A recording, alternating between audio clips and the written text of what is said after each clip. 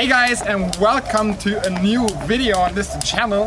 So I recently just did a jump rope challenge. I tried to improve myself as best as I can in 7 days with a jump rope. And I learned a few things and I want to share these few things with you. So I have 5 tips for you today how you can improve your jump rope skills. So let's get right into it. You're never gonna make it, you're not good enough. There's a million other people with the same stuff. You really think you're different? Man, you must be kidding. Think you're gonna hit it, but you just don't get it. It's impossible, it's not probable, you're irresponsible. Too many obstacles, you gotta stop it though. You gotta take it slow, you can't be a pro. Don't waste your time no more. Who the fuck are you to tell me what to do? I don't give a damn if you say you disapprove. I'm gonna make my move, I'm gonna make it soon. And I'll do it cause it's what I wanna fucking do. Cause all these opinions and all these positions, they come in millions. They blocking your vision, but no, you can't listen. That shit is all fiction. Cause you hold the power as long as you're dreaming. There's no way that you make it, and maybe you can fake it. Alright guys, so the first tip is don't jump too high. So a lot of people, when they start with a jump rope, they will jump like this. And that was me too at the start.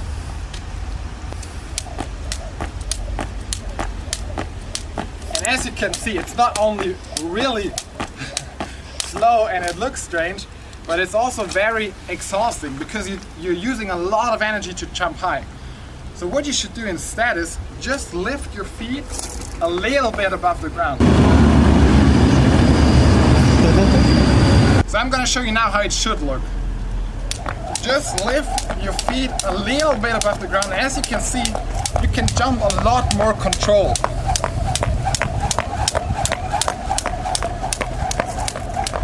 So that's the first tip. So the second tip is never jump with your arms, but with your wrists. So I'm gonna show you the negative example first. It would look like this.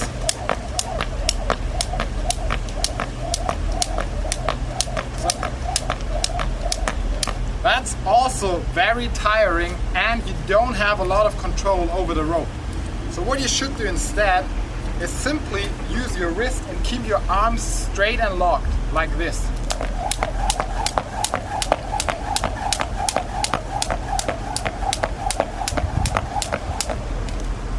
So obviously I'm still moving a little bit with my arms, and I'm far from being perfect with this one, but it's just one thing that I learned. The more you move with your arms, the less control you have over the rope, and the more exhausted you get over time when you're performing tricks or you're jumping over a longer period of time.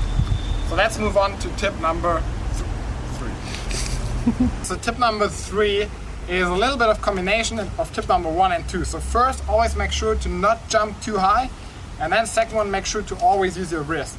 And the third one is basically combining these two. It's like don't have too much movement in your whole body. So especially when you're performing tricks, it's always about keeping most of your body locked, like not dangling around with your whole body, but when you're performing, for example, like a cross jump like this, I'm trying to really keep the tension in my upper body and throughout my whole body and just go with my arms, like not go like this, because the less you move with your whole body, the more control you have while jumping. So that was one thing that really helped me to improve with the tricks. With the tricks.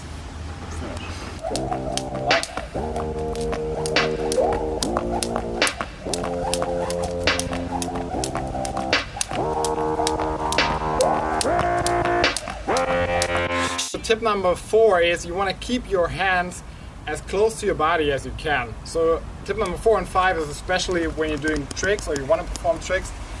So for example, when I was learning the left swing, a left cross, right cross, like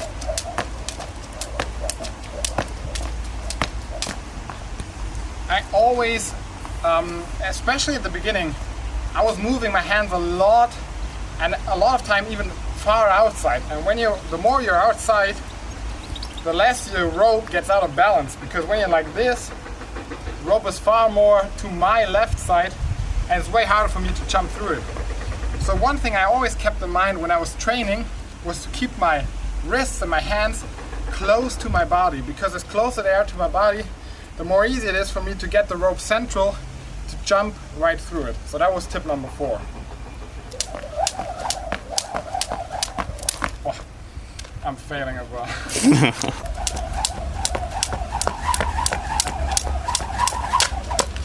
Tip number 5, and that's the last one for today, is you always want to make sure to learn the movement first, slow, then fast. So what do I mean with that? When you're training with a jump rope, you fail a lot of times, especially when you're going into more complicated tricks. You really fail a lot of times. And I mean like 50, 100, 200 times of failure until you have the first successful jump. So it's really important to build up on small successes. And how does that work? So you want to do jump, left, cross, right, cross, and so on and so forth. So first you want to go and just go through the movement with your head, like jump, left, cross, right, cross, left, cross, right, cross.